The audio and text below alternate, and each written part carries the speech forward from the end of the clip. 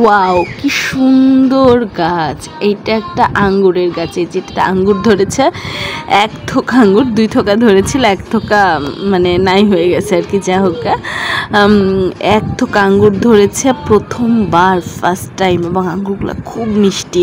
এই টাইপের আঙ্গুরগুলো সাধারণত টক হয়। আসলে গাছটা মরে গেছিলো, এরপর আবার নিজে থেকে হয়েছে, গাছটাতে বান দেওয়া হয় না, এর জন্য আঙ্গুরের উপরে একটু ধুলা টুলা পড়ছে আর কি।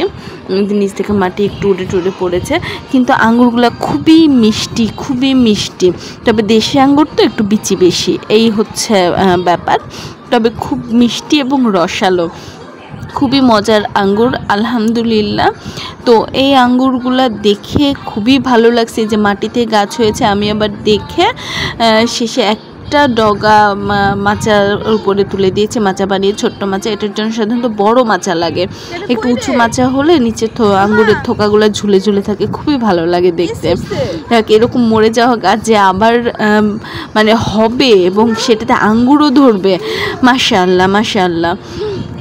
আল্লাহ চাইলে সব কিছুই হয় আর কি, কোনো কিছু অসম্ভব নয়। এবং আঙ্গুর আমরা খেতে পেরেছি, এটা আলহামদুলিল্লাহ, খুবই মজার আঙ্গুর। তো বাড়ির একদম দরজার পাশে গাছটা হয়ে আছে, খুব ভালো লাগে দেখতে, খুব মজা লাগে। দেখা যাক, মাচাটা করে দিয়েছি, আর একটু বড় মাচা করার ট্রাই করব। তারপর গাছটা যদি মাচার উপরে তুলে দেওয়া যায়, সারা বছরই হয়তো মানে অনেক দিন হয়তো আমরা খেতে পারবো লিচু বলতেছি, আঙ্গুর। এবং আঙ্গুরগুলা মানে আমি আসলে খুবই আবেগ আপ্লুত।